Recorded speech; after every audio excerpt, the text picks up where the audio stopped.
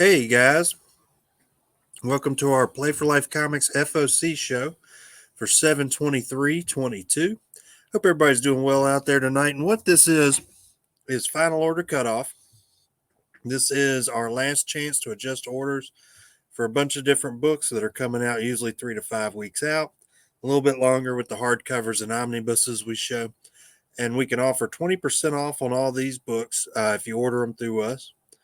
We cannot offer that on some of the hardcovers. Our margins are just a little too tight, but we usually focus on a handful of books. And what they are, a lot of times we'll go through Key Collector, their possible keys, or great looking covers, or number ones that we think are significant, things like that. And we kind of hand pick them, and we'll go over them with you here. And we have attached a Google Docs sheet that you can fill out and order the books through us. And then when they come in, we'll have them held aside for you, or we can ship them to you if you're one of our out-of-towners that is on our sales show. We do 3 sales shows a week, Tuesday nights currently at 8 p.m. Eastern Standard Time on Facebook and YouTube, Thursday nights on Instagram at 8 p.m. Eastern, and 9 a.m.s on Sunday mornings, 9 a.m. Eastern on Facebook and YouTube also. So definitely check those out. Great way to pick up some good books. Our Tuesday night show is usually a lot of new books. We may be changing that going forward. We'll see. But if we already ship to you, we can reach out to us. We can get you shipping rates on all this stuff and work with you. And on that sheet, it'll have spots you can check off all the books we cover, but then there's usually a big blank spot right at the bottom if there's any other books you're interested in, because we just show a couple of books. There's dozens every week that are up for reorder. And a good place to look at that is previewsworld.com for everything but DC. And if it's a DC book, lunardistribution.com. You can type in Lunar Distribution FOC or Previews World FOC. It'll pop right up for you. And there's plenty of other books. So if you got regular titles, you just need, I don't know, Black Panther #9, or just any run filler, anything you're following, anything like that, let us know, because we also do offer pull box services with 20% off, and we will ship those. So let's get going. First up is 20th Century Men from Image Comics. This one sounded pretty interesting. It sounds like they're trying to take some reality, some topical current event type stuff, and some like Marvel kind of superhero lore. So you got like a Soviet soldier who has made a big metal suit, kind of Iron Man-esque. You got a president that's got superpowers, I sort believe. Of thinking about the Kal-El in the right. DC universe, the Calvin Ellis.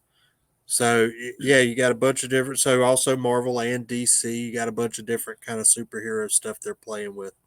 So you got some great covers here. This is a Morian A cover, a Cordy B cover. Got your Iron Man suit going there. So yeah, there's a good number one to jump in. And it's a 6-issue miniseries. What I like about miniseries is it doesn't tie up a lot of your time. You don't got to go chasing something for 3 or 4 years. You can usually, read a good story in a 6-month period and knock it out. On to The Last Shadowhawk. If you guys remember, one of Image's earlier superhero books was Shadowhawk many years ago, back in the early to mid 90s. This is a new person that has taken on the mantle, and things are happening in that universe. They've not used that universe in quite some time, much. Of course, Spawn's still around, Savage Dragon's still around, but this seems to be stirring some stuff that's going to bring some heroes back into it, or some people that might take up some of these old personas. So you got a Enriquez B cover there with Philip Tan, or A cover. Because if I'm right, wouldn't that be like the 4th Shadowhawk? I believe so. There was, I seem to remember 3 series. I remember 3 series back in the day. And you'll see some of these covers are very reminiscent of some of those old covers. This is a Youngblood cover swipe. Of course, you got Bad Rock there, Witchblade, Spawn, Invincible, and Savage Dragon. So it looks like maybe they're going to bring all them into that world. Of course, Donnie Cates did a bit of that with Crossover and it brought back some of those old characters and stuff. So maybe they're going to play with that and kind of keep. I mean, they have the universe. Why not use it, right? My favorite cover, Hansel said, I thought you'd like that one. Very 80s looking, but here's your Bill Sienkiewicz C cover. Yeah, just kind of I like Sienkiewicz stuff. It's kind of a little more abstract, but I like it. Valentino Liefeld cover. This is just like, I want to say it was Shadowhawk 2. That's what I was thinking.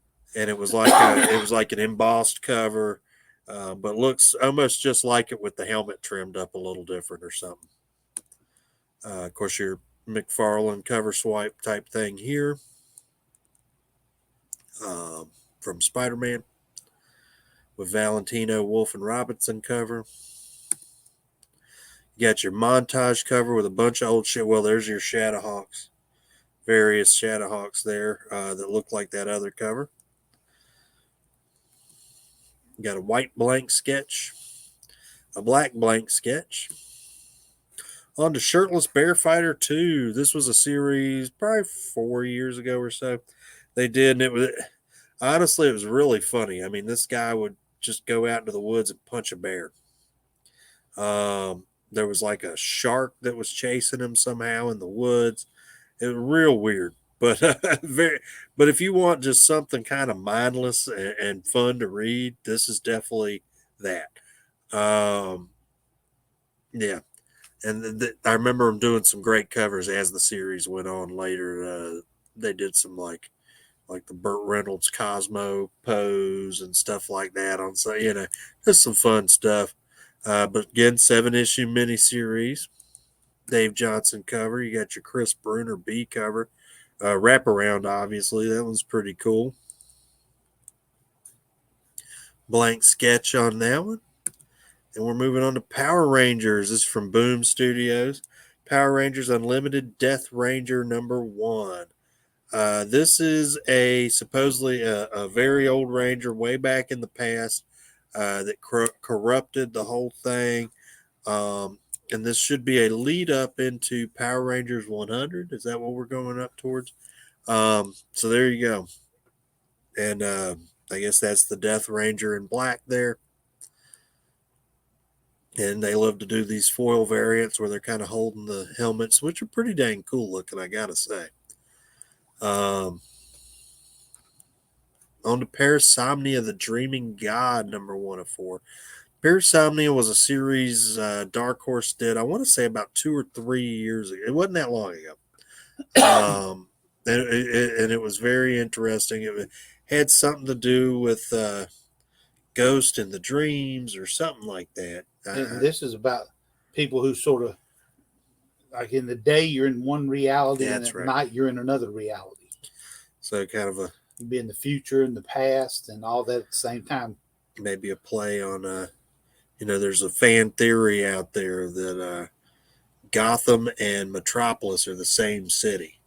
The Metropolis is it during the daytime and Gotham's it at night. I don't know why that made me think of that, but there you go. You got a B cover by Ben Dewey. Kind of you got your computer looking stuff there. Damage Control 1 of 5. Damage Control is a group in the Marvel Universe that literally does damage control. When a superhero saves the world but tears up the city and causes a couple $1 million in damage, they come through with the lawyers and the construction and all that, and they fix it. And that's their job. So you got a great cover there with all the heroes and one of the damage control guys. This is probably my favorite. He's running through a grocery store or something. The Will Robson B cover. On to Fantastic Four #46. And I didn't know this. We had to dig around. Apparently back in one of the first, 10 or so issues of Fantastic Four, they introduced Reed Richards' sister. I think you said maybe issue 5 or something like that. I'm checking it right And we're talking the original series from like 62. So very early on, they introduced his sister, and then they never did anything with it. So this is her first appearance. Actually, her cameo was in Fantastic Four number 35. Okay, 35. So still early on, few years, maybe 3-4 years in. They kind of cameoed her, and we're talking this is a book that probably came out in 1965 or something. And so they're bringing in the character, and this is her first appearance, coming out 8/24/22.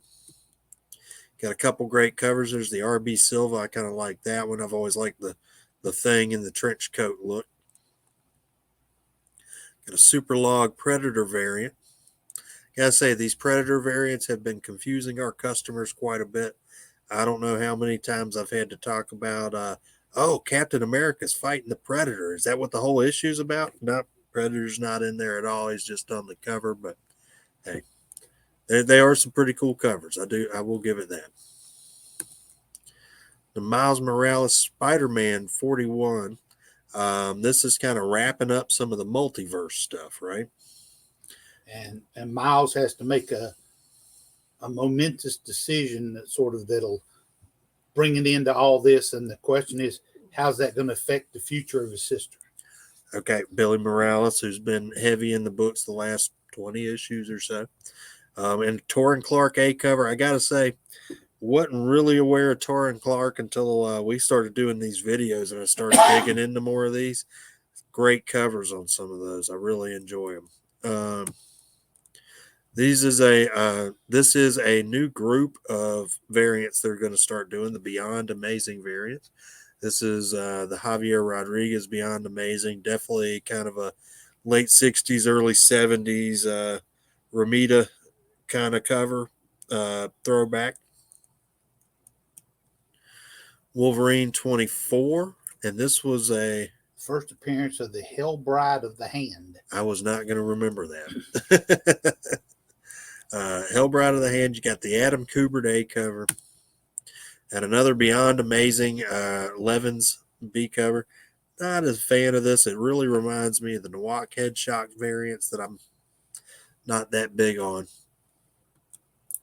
Lady Hell. So this is a Chaos Comics and Dynamite Comics crossover. Looks like you got Purgatory in there. Because that's where the last appearance of Lady Death was her tormenting Purgatory. And when she was finally caught, they stripped her of her powers. Okay. She's no longer the Queen of Hell and all that stuff and the personification of death. So she's on a quest to regain her her title. Okay. But the problem is now that she's no longer death, it doesn't mean death isn't a surety in the world either. Okay, so you don't necessarily die. Perillo always does great covers, knocks it out of the park every time. You got a main cover, which I also like, a little different. Malay cover, I'm going to say. Let me know, guys, how to pronounce it in the comments. And do like, subscribe, share, all that stuff. We always do appreciate that. We're trying to get our numbers up on YouTube, especially get that algorithm working for us a little bit. Jibo Vagante cover. Great cosplay cover there. And a blank sketch. End After End. This is kind of a medieval fantasy type book. The guy's kind of thrown into a war, and he might be like the one guy that can save it, right? But he's nobody. It's one of those things. If he dies, he's nobody. But he feels like somewhere in his being that he's the man who's supposed to end this conflict. Right. He's the he's the Bilbo Baggins of the situation. The of it. Yeah. And you got a little more of a fantasy cover. There's from Vault Comics. The Kangas B cover, obviously some kind of a Technicolor elf there. Evanescence. So this is Opus Comics. These guys have been doing a lot with different musicians. They've done Disturbed, Joe Satriani, but they're also doing something with Bill and Ted. They've done a lot of interesting things. They're doing the new Death Dealer series. Definitely kind of coming out of the blue and doing some pretty cool stuff. But this is Evanescence. If you're familiar with the band, this is going to be a bunch of short stories based on their songs. And they're supposedly bringing all-star writers and artists and all that in to do the work on the stories. Yeah, so they're doing. Yeah, this company is kind of one to watch for me right now. They kind of came up from the cheap seats and are doing some neat stuff. So, and I've read a few of them and enjoy them. So, Forever Forward. So, I'll try to get this right. This is from Scout Comics. A group of friends, like 3 or 4 people, they go 33 years in the future, um, and they read an ominous message that says pretty much if they're ever going to get back to their home time, they need to keep going forward in time. And it's kind of a question of how far do they have to go, and will they ever snap back to where they're supposed to go, and all that. Good 5 issue miniseries here from Scout Comics, who's been doing some great work as well. I'm a big fan of the indie stuff. So yeah, there you go. Phillips A cover. You got a Simeon B cover, a Lindsay C cover, and I gotta assume these later covers are them in different times. Um, Jimmy's Little Bastards #1. This is Garth Ennis. If you're not familiar with Garth Ennis, first off, he's done a lot of great war stuff. He did Punisher for like a long time, several series, and they were great reads. I read the first Jimmy's Bastards, first arc at least. This is a continuation of that. He was kind of a 007 type character. If 007, pardon my language, was a total jackass. So that's kind of what he did. And this is a second series of that. And his daughter has kind of taken on the mantle. And in the original series, he was definitely kind of misogynistic and all this. And so for him to have a daughter, it makes an interesting twist. So there you go. That's Jimmy's Little Bastards #1. You got a couple of covers. Oh, no, you got Nope, that just one. one. Sorry, misspoke on that one. On to Batman 125. This was they came back with it was the first. I'm forgetting the name of the character. Anyway, there was a first appearance in that one, but also it was the new Zdarsky writing, and I think it's Jimenez doing the art. So kind of new creative team that everybody's got a lot of high hopes for. It could be good. Hopefully, it's a longer running creative team, and they get to really do some cool stuff. Because I always like that when when a creative team really gets in the groove on Batman, tends to be when they do some pretty out there stuff like 0 Year or something like that. So there you go. There's a second print of 125. Catwoman 46. They've been killing it with these covers. You got a DeCall A cover. Souza Mike has been a lot of the 1 in 25s, but this time they're moving her on to the B cover. So great Souza Micah B cover there. And again, guys, a possibility with that little window down in our order form. Remind you about the order form again. If you want 10 of these Souza Micahs or something like that, feel free to order them because, if you think you can flip them on the internet, well, go for it. This is my favorite, I think. This is the Jeff DeCall swimsuit cardstock cover. Just a cool background. Yeah. So 2 DeCall covers there. Dark Knights of Steel hardcover, volume 1. If you've not been reading this is kind of a throwback to the old DC Elseworld stuff from the 90s. Pretty much all your favorites, Superman, Batman, Harley Quinn, all these guys are in kind of a more medieval fantasy setting. But what I really like about it, and I've been reading this series myself, and I assume this is collecting the first 10 or 12. I'm thinking. 6. I think it's a 12 issue series. Oh, okay. Gotcha. And Yasmin Putri's been doing the art. Great artist. What's cool about it is they're really utilizing what I think are some underutilized characters right now, like Black Lightning and his whole family, Power Girl. There's just several characters you don't get to see as much. Several of the Amazons that they're really doing a good job with in this, and it's out of continuity, but it's a fun. Batman's a knight, Superman's a prince. It's almost like Camelot. Very Camelot-esque. Swords and sorcery and all that. DC versus Vampire All Out War #2. It's just some great covers in this one. You got an Alan Qua A cover with Azrael and Deathstroke. This is my favorite. This is a Lurie cover.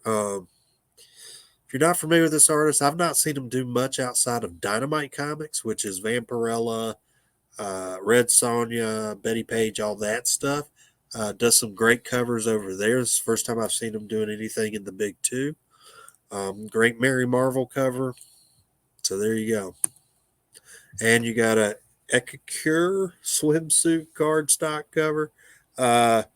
Definitely takes me back to the 90s with all those swimsuit specials they used to do.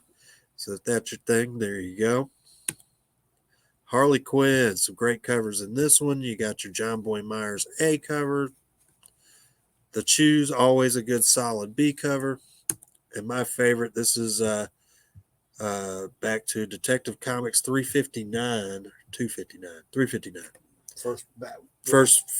Second Batgirl. Yeah. First Barbara Gordon, with Harley Quinn obviously in the spotlight there. This is another one of our hardcovers. Again, guys, just a reminder, we can offer 20% off on everything except the books. This is the Wonder Woman by George Perez Omnibus. $100 book. Comes out 10/18, so a little further out than normal. If you've never read or looked through a lot of the Wonder Woman by George Perez stuff, he's a great artist. I think it was issues 1 through 24. Okay, plus sounds maybe about an right. annual. And his stuff on Wonder Woman and Teen Titans was just amazing. So there you go, good hardcover. And that wraps us up for the night. We do appreciate it, you guys looking at our videos. Do fill out those forms. Try to get them into us Saturday afternoon by noon. That gives us a chance to order them. And you guys have a great, safe week out there.